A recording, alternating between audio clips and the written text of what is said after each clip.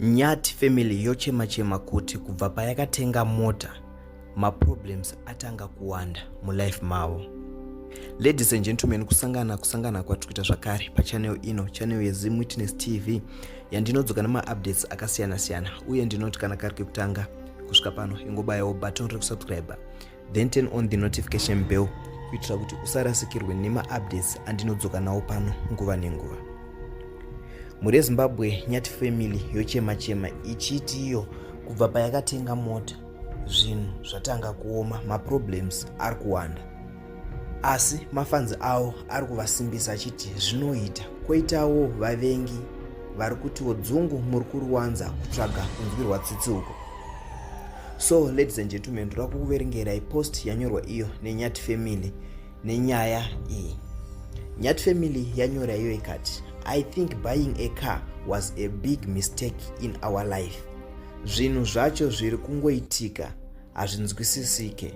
A lot of problems yes comes.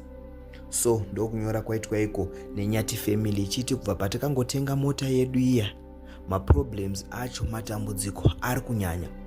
Then koitawo comment section, mumwe nemumwe anouyawo aine mafungiro nemaonero ake achikomenta panyaya yananyati. So ladies and gentlemen, ndoda kukuisirai zvanga zvichikomentwa nevanhu papost yananyati. Vanga vachikomenta zvakasiyana, zvimwe zviri negative, zvimwe zviri positive.